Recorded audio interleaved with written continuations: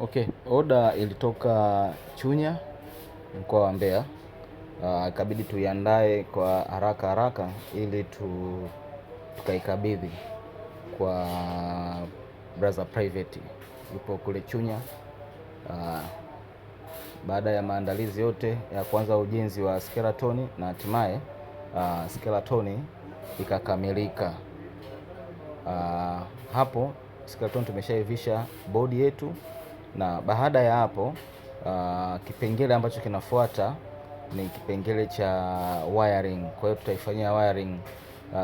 Tunaamini katika ubora wa kazi zetu, ndio maana tunafanya kwa uangalifu wa hali ya juu sana. Kwa hiyo baada ya bodi kukamilika, tumeingia kwenye session sasa ya wiring. Nadhani kila kitu tunakiweka wazi, mnakiona. Sasa hapo ni session ya wiring. Baada kuifanyia wiring na tunaitesti angalau kwa inakaa hapo kwa masaa 24 inakaa, na baada ya kufanyiwa testing ya masaa 24 ndipo bidhaa inatoka itaelekea kwa mteja. Kwa hiyo tunaendelea na wiring, sababu session ya wiring ina vipengele kidogo.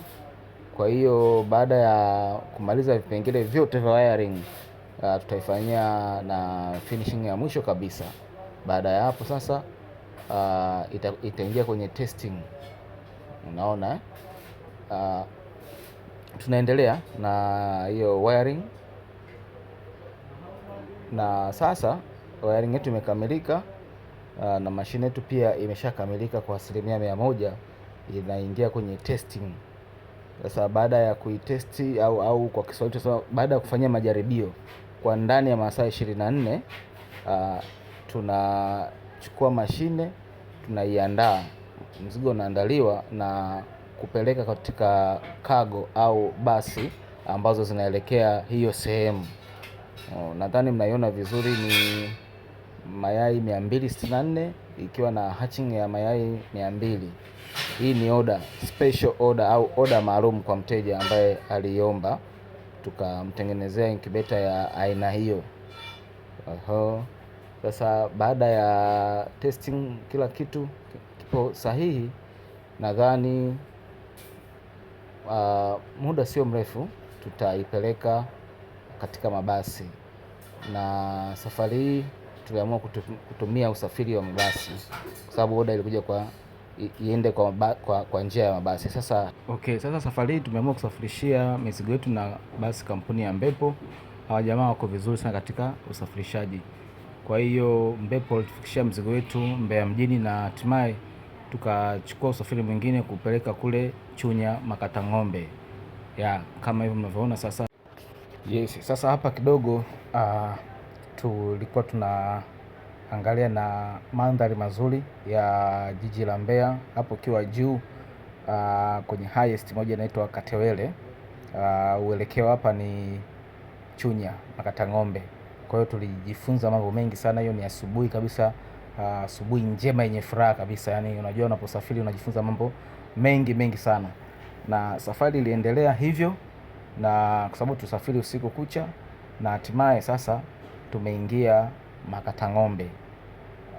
Hapo tukaifanyia mashine yetu testing, tukapanga mayai vizuri, na baadhi ya watu wakapata kidogo elimu juu ya incubator. Nilitoa elimu juu ya incubator hapo, matumizi yake.